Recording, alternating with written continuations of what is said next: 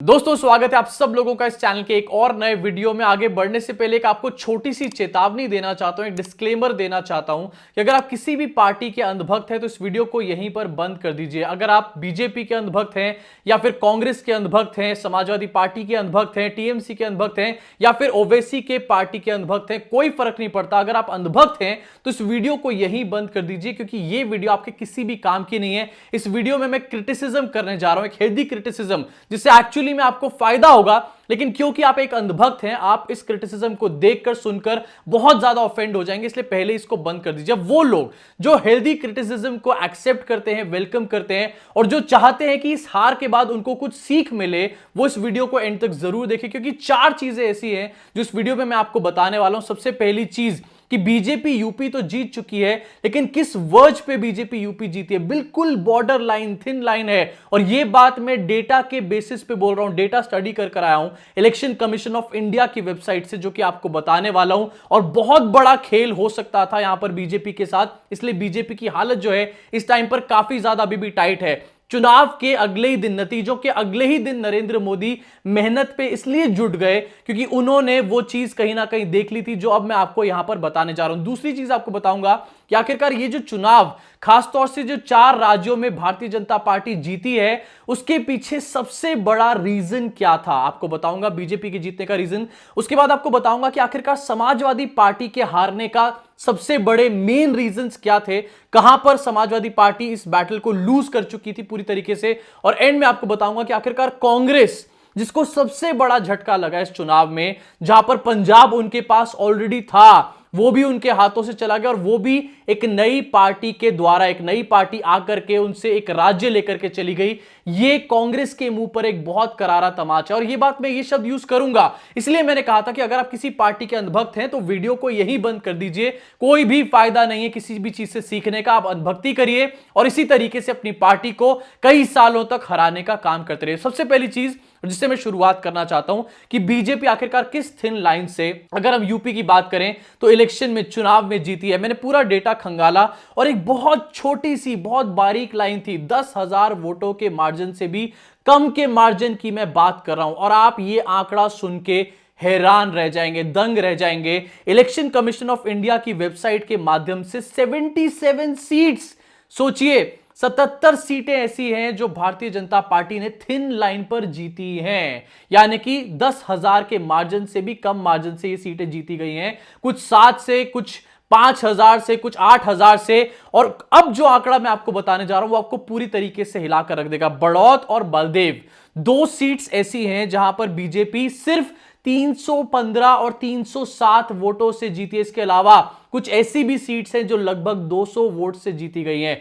अब आप इससे समझ सकते हैं कि आखिरकार भारतीय जनता पार्टी की जो स्थिति थी वो कितनी बॉर्डर लाइन पर चल रही थी। 77 सीटों का मतलब यह है कि अगर इन 77 सीटों को आप यहां से बीजेपी और उसके गठबंधन से कम कर देते हैं तो बीजेपी बहुमत से नीचे आ जाती है आज की डेट में। और यह है इस टाइम की असली पिक्चर, जो कि नरेंद्र मोदी, योगी आदित्यनाथ देख रहे हैं और उसको समझ चुके हैं। नरेंद्र मोदी, योगी आदित्यनाथ के लिए बड़ा चैलेंज इस टाइम पर पता है क्या है, कि किस तरीके से ये जो उनका ग्राउंड छीन गई है उत्तर प्रदेश के अंदर, उसको वापस लाया जाए। सोचिए इस टाइम पर सिचुएशन क्या है, राम मंदिर का क्लियरेंस मिल चुका है, राम मंदिर की कंस्ट्रक्शन चल रही है। नरेंद्र मोदी बैठे रहे वहां जाके, सारे बड़े बड़े नेता, पूरा कैबिनेट वहीं पर आके बैठ गया। उसके बावजूद भी 77 सीटों पे इतना बड़ा खेल हुआ है। और यहां पर कुछ सीटें थोड़ी सी ज्यादा थी, लेकिन इसको मैं 77 कम करके इसलिए बता रहा हूं क्योंकि कहीं ह्यूमन एरर का मैं अपना मिस्टेक छोड़ रहा हूं। 3-4 सीट्स का अगर आप राउंड ऑफ करेंगे तो 80 के आसपास ये फिगर जाएगा। 80 के आसपास का फिगर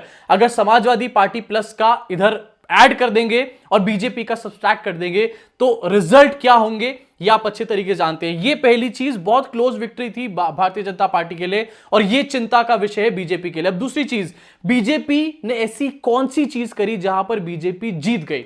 मैं एक चीज आपको बताऊंगा और वही चीज ऐसी है जहां पर बीजेपी इस टाइम पर बार बार एक्सेल करती जा रही है और बीजेपी अभी भी उस चीज में नहीं रुक रही है। उनके पास टूल्स बहुत सारे, यकीनन, और पार्टीज के पास बहुत कम टूल्स है, लेकिन फिर भी वो उस चीज को एक्सेल कर चुके हैं। रिसोर्सेज होने का मतलब यह नहीं होता कि आप किसी चीज को एक्सेल कर जाए, और कांग्रेस इसका जीता जागता प्रमाण है हमारे सामने। कांग्रेस के पास भी बथेरी रिसोर्सेज है, लेकिन बीजेपी किस चीज को एक्सेल कर चुकी है? कम्युनिकेशन को एक्सेल कर चुकी है। जी हां, जो संवाद होता है, भारतीय जनता पार्टी उस चीज को एक्सेल कर चुकी है, चाहे वो ऑन ग्राउंड संवाद हो, चाहे वो सोशल मीडिया पे संवाद हो, चाहे वो गोदी मीडिया पे संवाद हो, चाहे वो इंटरनेशनल संवाद हो, चाहे वो खरीद कर करा गया संवाद हो। भारतीय जनता पार्टी और नरेंद्र मोदी, इनफैक्ट ट्रेनिंग दी जा रही है बकायदा इस टाइम पर। मुझे कई जगहों से भी पता चला है कि बीजेपी में इस कम्युनिकेशन को लेकर ट्रेनिंग दी जा रही है बकायदा अपने कार्यकर्ताओं को। जो भी ग्रास रूट लेवल तक के भी लोग हैं,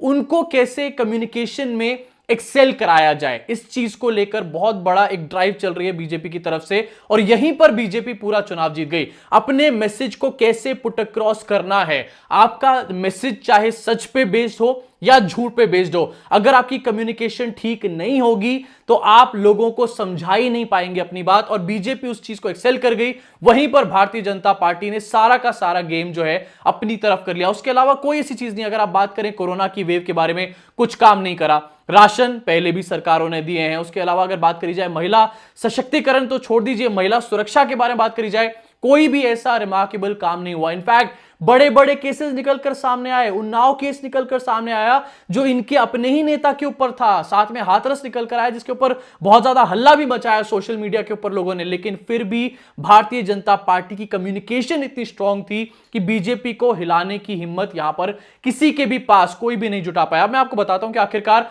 अगले पॉइंट पे बढ़ता हूं, बताता हूं कि समाजवादी पार्टी कहां हार गई। देखिए, समाजवादी पार्टी ने बहुत तगड़ी फाइट दी है और जितनी मशीनरी, सबसे पहले आपको पॉइंट बताता हूं, एडीआर की रिपोर्ट आई थी, इस चुनाव के बीच में ही निकल कर आई थी।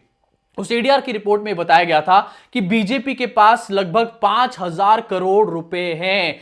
5,000 करोड़ की ये पार्टी है, इनकी नेटवर्थ है। वहीं दूसरी तरफ जो आंकड़ा समाजवादी पार्टी का था वो 400 करोड़ के आसपास था। तो आप इसको जरा समझिए सबसे पहले कि जो लड़ाई थी वो 5,000 करोड़ वर्सेस 400 करोड़ की लड़ाई थी। लेकिन फिर भी यहां पर ऐसा नहीं है कि छोटे रिसोर्स के साथ कोई बैटल नहीं जीता जा सकता। डेफिनेटली बहुत सारे जगहें, बहुत सारी जंगें ऐसी भी हैं जहां पर छोटी आर्मी के साथ भी बड़े देश को या फिर बड़ी आर्मी को डिफीट करा गया है। वो चीजें क्या थी, अब मैं आपको बताना चाहता हूं। सबसे पहली चीज जो समाजवादी पार्टी जहां पर अपनी ग्राउंड लूज कर गई थी और हार चुकी थी, वो थी इस पूरे के पूरे अपोजिशन के, यानी कि समाजवादी पार्टी के कैंपेन का टाइमिंग।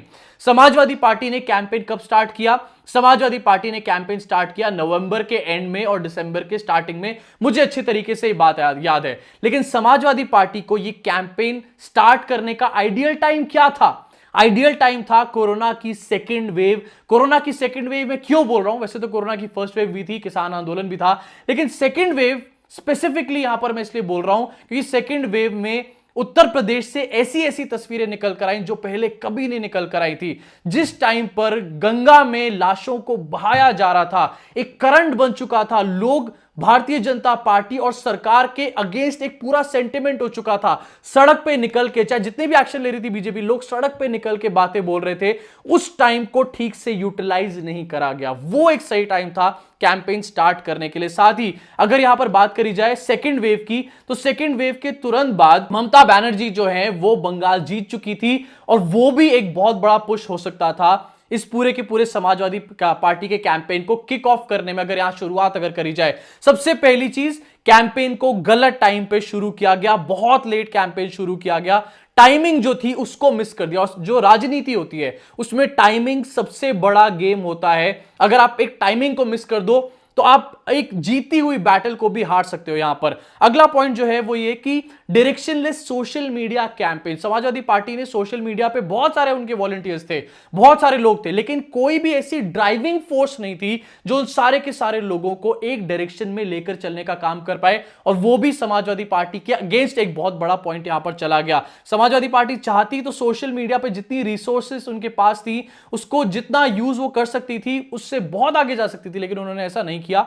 जो भी उनकी खैर फॉल्ट होगी, मुझे नहीं पता ये चीज। अगली पॉइंट ये है कि क्राउड अखिलेश यादव तक पहुंचा और हमने ये देखा, इनफैक्ट हमने बार बार रैलीज में देखा, बार बार रैलीज को कवर किया। रैली को जो गोदी मीडिया दिखाती नहीं थी, एंड तक वो भी दिखाने लग गई, लेकिन क्राउड के सामने मैसेज क्लियर नहीं था। वही पॉइंट जो भारतीय जनता पार्टी करती है, कम्युनिकेशन। क्राउड के सामने कम्युनिकेशन प्रॉपर नहीं थी। अखिलेश यादव दिन रात मेहनत कर रहे थे, लगातार रैलियों पे रैलियां, रोड शोज, रथ यात्रा और हजूम उनके सामने था, लेकिन मैसेज क्लियर नहीं था। और उसी वजह से जब वो आदमी जो रैली में पहुंचा, वो जब तक वोट करने गया, उसके दिमाग में समाजवादी पार्टी से रिलेटेड कोई मैसेज ही नहीं था, और वहां पर जाकर हो गया बेड़ा गर्क। कमल का बटन कई लोगों ने इस चक्कर में भी दबाया है, क्योंकि समाजवादी पार्टी ने ऑडियंस को रिटेन करने का ठीक से काम नहीं करा। अगला पॉइंट यहां पर यह है कि जो बीजेपी थी उसके ऊपर डायरेक्टली बहुत ज्यादा अटैक किया गया। बीजेपी खराब कर रही है, ये चीज खराब है, या फिर नहीं चाहिए बीजेपी। मैंने एक देखा समाजवादी पार्टी का कैंपेन, नहीं चाहिए भाजपा करके कैंपेन था। बहुत ज्यादा टू मच ऑफ नेगेटिविटी उसके अंदर हो चुकी थी। रादर देन सेइंग कि हम ये करने वाले हैं, हम ऐसा करेंगे, कई जगहों पर नहीं चाहिए भाजपा, और भाजपा क्या क्या नहीं कर पाई, सिर्फ उसी के बारे में गिनतियां कराई जा रही थी, जो कि अनदर बहुत बड़ी प्रॉब्लम थी। अब अगला जो पॉइंट है वो मैं जोड़ना चाहता हूं, कि जहां पर मैंने बोला कि क्राउड को पुल तो अखिलेश यादव ने बहुत अच्छा किया, लेकिन ऑडियंस रिटेंशन नहीं कर पाए। यहां पर जो कम्युनिकेशन थी, जो मैसेज था, वो क्लियरली पुट अक्रॉस नहीं कर पाए। अब अगला पॉइंट जो मैं बोलना चाहता हूं उससे जुड़ा हुआ है कि सेकंड लाइन लीडरशिप और स्पोक्स पर्सन नहीं थे।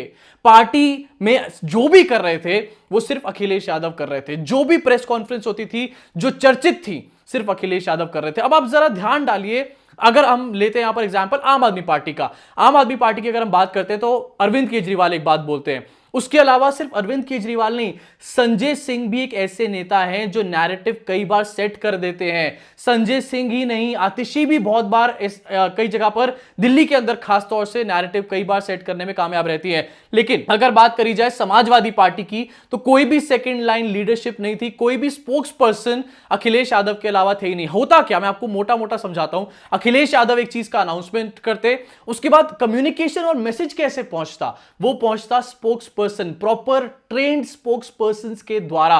और स्पोक्स पर्सन को जरूरत नहीं है किसी न्यूज चैनल की, किसी भी टीवी चैनल की जरूरत नहीं है। या तो वो सोशल मीडिया को यूज कर सकते थे, या फिर उनकी अपनी सोशल मीडिया स्टैंडिंग होनी चाहिए थी। देखिए, ये बात मैं आपको याद दिलाना चाहता हूं, और किसी भी अपने दुश्मन से कोई अच्छी चीज सीखनी चाहिए। यहां पे नरेंद्र मोदी ने 2019 के इलेक्शन से पहले अपने पार्टी के हर बंदे को, और खासतौर से प्रत्याशियों को, यह बोला था कि सारे प्रत्याशियों के लिए मैंडेटरी है, या फिर सारे एमपी जो चुनकर आए उनके लिए मैंडेटरी है कि उनके सोशल मीडिया के प्लेटफॉर्म्स पे कम से कम 3-3 लाख फॉलोअर्स हो। और यही चीज अगर समाजवादी पार्टी भी कर रही होती तो डेफिनेटली इनके स्पोक्स पर्सन को जरूरत ही नहीं पड़ती किसी भी न्यूज चैनल में जाने की।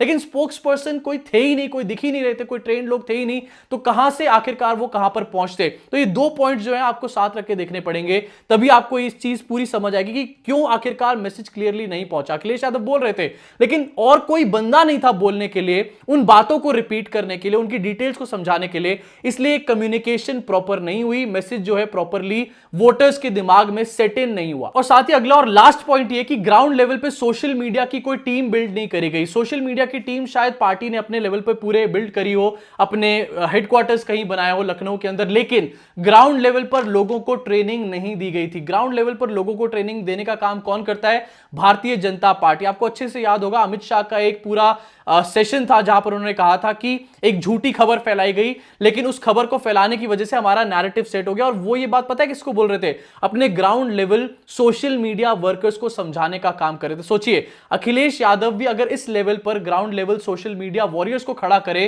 तो यह चीज संभव है कि अखिलेश यादव छोटी रिसोर्सेज के साथ भी भारतीय जनता पार्टी को और बड़ी डिफीट देने का यहां पर काम कर सकते हैं। तो ये थे वो पॉइंट जहां पर समाजवादी पार्टी इस इलेक्शन को हारी, कैंपेन को लूज कर गई पूरी तरीके से। अब मैं आपको बताता हूं कि आखिरकार कांग्रेस कौन से पॉइंट पर हार गई, और कांग्रेस की हार यहां पर सबसे ज्यादा बड़ी है। ऐसा इसलिए है क्योंकि कांग्रेस एक नई पार्टी के सामने हारी है। देखिए, समाजवादी पार्टी की अगर हम यहां पर बात करें तो समाजवादी पार्टी एक ऐसी पार्टी से हारी है जो उससे इनकम में या फिर नेटवर्थ में 10 टाइम्स बड़ी थी, या फिर अगर बात करी जाए कितनी पुरानी थी तो उससे ज्यादा पुरानी थी, कितनी जगहों पर अपनी ऑलरेडी सरकार बनाकर बैठी थी। लेकिन कांग्रेस की अगर मैं यहां पर बात करूं पंजाब के अंदर, तो भाई नई पार्टी आम आदमी पार्टी के सामने आप चुनाव हार रहे हो। वो पार्टी जो 9 साल पहले बनी है, पहले उसने आपको दिल्ली से हराया, दूसरी बार भी उसने आपको दिल्ली से हराया, उसके बाद वो दूसरा राज्य भी आपसे छीनने का काम कर रही है। ये अपने आप में बहुत बड़ी चीज है, अपने आप में बहुत बड़ी बात हो जाती है। तो सबसे पहली चीज, कांग्रेस पार्टी का अगर नेगेटिव साइड यहां पर पॉइंट देखा जाए तो वो ये है इस टाइम पर कि उनके पास कोई प्रॉपर लीडरशिप ही नहीं, और वो नए लोगों को आगे निकालने का भी काम नहीं कर रहे।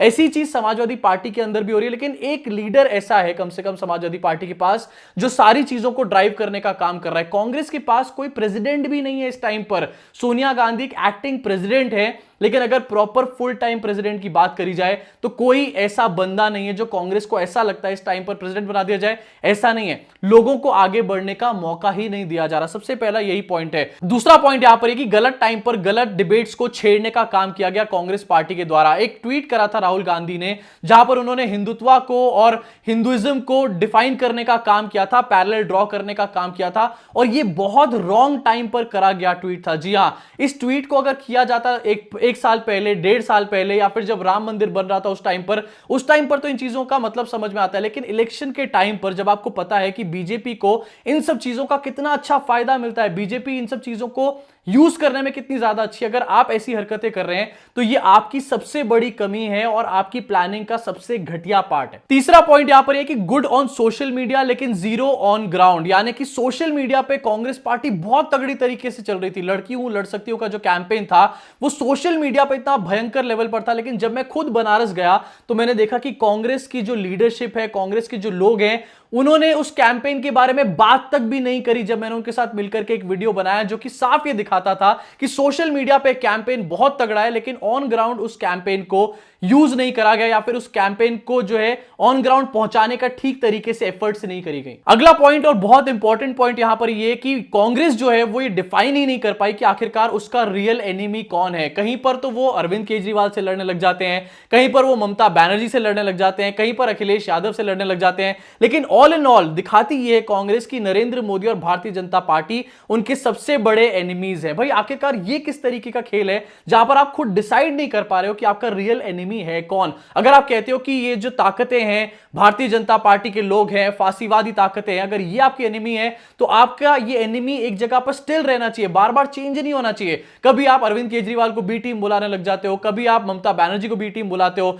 कल को आप 2-4 और दर्जन नेताओं को बी टीम बुलाओगे, लेकिन असली में जो इस टाइम पर बी टीम का काम कर रहा है भारतीय जनता पार्टी के लिए वो कांग्रेस खुद ही है। और इसका सबसे सही एग्जाम्पल वो वाली बात है जहां पर भारतीय जनता पार्टी ने अरविंद केजरीवाल को खालिस्तानी बुलाना शुरू करा कैंपेन के बीच में, बिल्कुल जिस टाइम पर वोटिंग होने वाली थी उससे 3-4 दिन लगभग पहले की यह बात है। भारतीय जनता पार्टी ने भयंकर तरीके से इस नैरेटिव को सेट करने की कोशिश करी और इसी में कूद पड़ी कांग्रेस पार्टी भी। नरेंद्र मोदी के साथ साथ राहुल गांधी भी इसी नैरेटिव को सेट करने का काम कर रहे थे, और वहां पर भी समझ आ गया कि राहुल गांधी की जो लड़ाई है वो फांसीवादी ताकतों के अगेंस्ट नहीं है, वो हर जगह चेंज होती चली जाती है जहां पर उनका जैसा जैसा एनिमी होता है। तो यह बात बोलनी पूरी तरीके से गलत है कि हमारी तो जो मेन लड़ाई है वो नरेंद्र मोदी से है, उसके अलावा और किसी से भी नहीं है। और अब बढ़ना चाहता हूं अपने आखिरी पॉइंट की तरफ, और इन पॉलिटिकल पार्टीज से हटकर आपके बारे में बात करना चाहता हूं, यानी कि वो लोग जो इन पार्टीज को सपोर्ट करने का काम करते हैं। देखिए, किसी भी पार्टी को सपोर्ट करना, नहीं सपोर्ट करना, ये आपकी पर्सनल चॉइस हो सकती है, लेकिन किसी भी पार्टी की अंधभक्ति करना ये सरासर बेवकूफी है। मैं आपको बता रहा हूं फिर से, बहुत सारे लोग जहां पर ऐसे हैं जो नरेंद्र मोदी के अंधभक्त है ना, सोशल मीडिया पे, मैं कड़वा सच बोल रहा हूं इस टाइम पर कि सोशल मीडिया पे बहुत सारे लोग ऐसे हैं जो कहीं ना कहीं राहुल गांधी के भी अंधभक्त हैं, अखिलेश यादव के भी अंधभक्त हैं, और ओवैसी ममता बनर्जी जैसे लोगों के भी अंधभक्त हैं, अरविंद केजरीवाल के भी अंधभक्त हैं। उन लोगों को यह बात समझनी पड़ेगी कि अगर वो लोग इस तरीके से अंधभक्ति करते रहे तो उनके नेताओं तक कभी भी रियल फीडबैक नहीं पहुंचेगा। पार्टी को प्रोफेशनल होने की बहुत जरूरत है, चाहे वो कोई भी विपक्ष की पार्टी हो। भारतीय जनता पार्टी को आप इस टाइम पर निकाल के देखिए कि आखिरकार कितना ज्यादा प्रोफेशनलिज्म भारतीय जनता पार्टी के अंदर है। छोटे से लेकर बड़े कार्यकर्ता में टाइमिंग, पंक्चुअलिटी, सब चीजों को फॉलो किया जाता है, हर चीज का एक सेट पैटर्न को फॉलो किया जाता है। लेकिन और पार्टियों की अगर बात करी जाए तो प्रोफेशनलिज्म के नाम पर सारी की सारी पार्टियां बहुत ज्यादा ठंडी हैं। इस टाइम पर सारी पार्टीज को सब कुछ छोड़ के सबसे पहले अपने ग्राउंड लेवल वर्कर्स से फीडबैक लेना चाहिए, और आप लोगों को यह समझना चाहिए कि अगर आप लोग किसी को भी प्लीज करने के चक्कर में, किसी की अनभक्ति करने के चक्कर में लगे रहेंगे तो आप उनको रियल फीडबैक नहीं दे पाएंगे। उसका रिजल्ट ये होगा कि रियल फीडबैक जब उनको नहीं मिलेगा तो आखिरकार अपनी गलतियों को सुधारेंगे कैसे। तो दोस्तों, ये थे मेरे कुछ पॉइंट्स जहां पर मैं आपको समझाना चाहता था कि आखिरकार भारतीय जनता पार्टी किस तरीके से मार्जिन लाइन पे जीती है, समाजवादी पार्टी कैसे हारी, कांग्रेस कैसे हारी, और साथ ही साथ आपको अंधभक्ति यहीं पर छोड़नी पड़ेगी, चाहे आप किसी भी पार्टी के भक्त हों। अगर आपको ये बातें समझ आई हो तो डेफिनेटली आप इनको आगे भी शेयर करने का काम करें। अगर आपको वीडियो पसंद आई तो नीचे दिए लाइक के बटन को, सब्सक्राइब के बटन को, बेल आइकन को जरूर दबाएं। मुलाकात होगी मेरी आप सब लोगों से इस चैनल के अगले वीडियो में।